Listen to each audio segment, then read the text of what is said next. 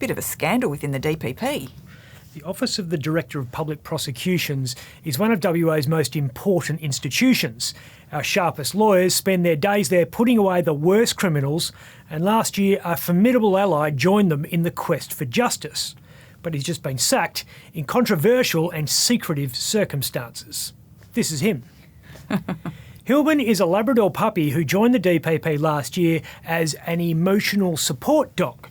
The Director of Public Prosecutions, Amanda Forrester, justified the $162,000 price tag by saying her lawyers were exposed to horrific material every day at work. The high workload of DPP staff, which has increased further recently due to the impacts of the COVID-19 restrictions, only exacerbates the inability to take the necessary time to recover from the impacts of repeated exposure to this material, resulting in burnout and psychological injury, she said. Sorry, let's just go back. $162,000. Taxpayers were on the hook for $160,000 over 3 years because Hillman was being rented from Guide Dogs WA. That's $1,000 a week. It's $105 more than we pay junior enrolled nurses. A point that was not lost on Liberal MP Nick Duran, who suggested the money would be better spent on counselling and training. A psychologist would be more professional than a guide dog. And psychs don't fall off the couch when they try to lick their balls. For the record, Hillman is actually not a guide dog, because he failed the guide dog test. Because he was... too thick. Oh. Hillman was the cover boy of the 2021 Guide Dogs WA calendar. He's cute, but as dumb as a box of hammers. He's the Ben Affleck of the canine world. Are you like me now? No, that's not true, but why was he boned? If that's not the headline in tomorrow's newspaper, I will be sorely disappointed. I like to think Hillman was shown the dog door because he was constantly doing this. Jason, wait your turn! But apparently he's just too expensive. They cut the contract at $55,000 or something like that. It's disappointing because dogs have a rich history in helping law enforcement. Just ask Tom Hanks. Come, wait a while! Or James Belushi. Or Shaggy. Monster! The monster! They let the dogs out for tonight's debate. The Sky News debate between Albo and ScoMo was the latest in a long list of televised matchups going back to 1984 when Bob Hawke went against Andrew Peacock.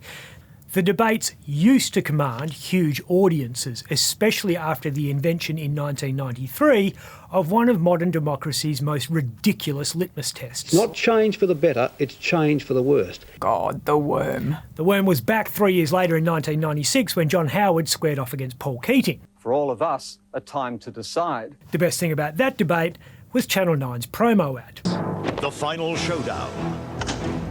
The great debate. John Howard and Paul Keating, head-to-head, live from the Channel 9 studios, commercial-free. And exclusive, the worm returns with its verdict. In 1996, we were arguing about jobs. We have a scandalous level of youth unemployment.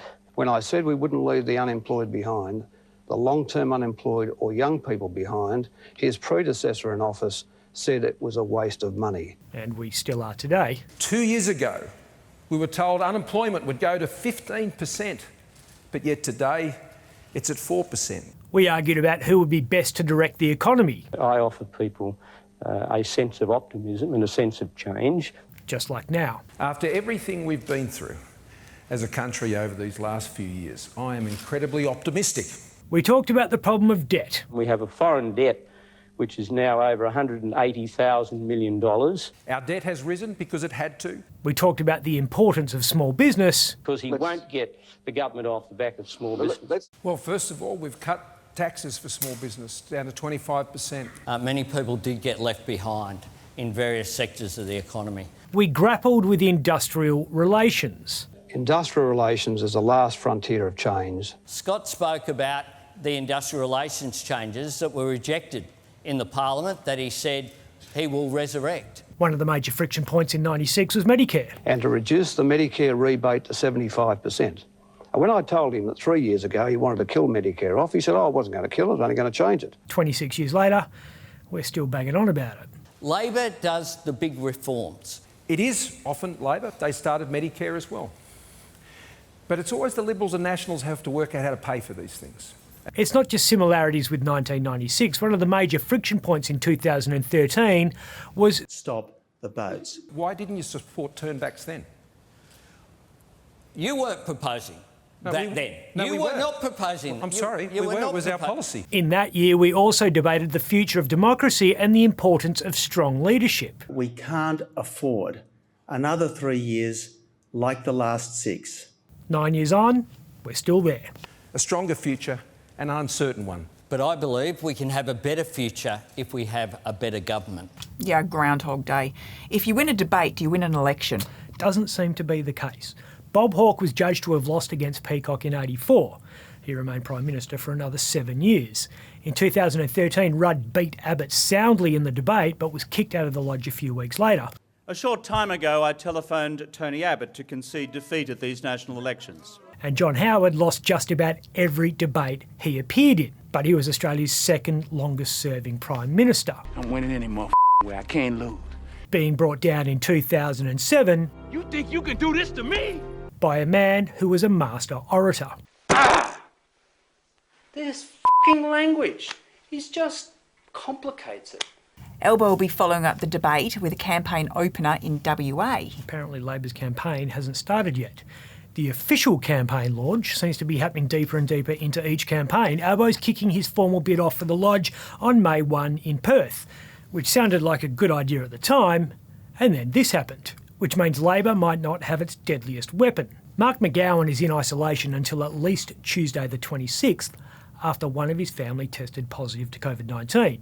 He tested negative Wednesday morning, but if he gets 2 lines any time after this weekend, he might have to stay at home and watch the launch on telly. He and 8,000 other people. Big jump in cases in WA, but some people still really don't want to wear a mask. That's what happens at a Wanneroo nail salon when a customer refuses to mask up. The teenager said, "I'll spit on you," and the nail technician who asked her said, "You spit on me and I'll do you for assault." And that was enough for this to happen. Coming of age moment for that young lady. When you feel within yourself that you're like physically and emotionally mature enough to handle a scrag fight. WA is plumbing the depths of COVID boganity just as New South Wales Premier Dominic Perrottet ditches masks altogether. Albo, after 2 weeks of getting hammered by the press pack, you'll feel right at home when you get here. I'm Ben Harvey. For more Up Late, click the subscribe button below.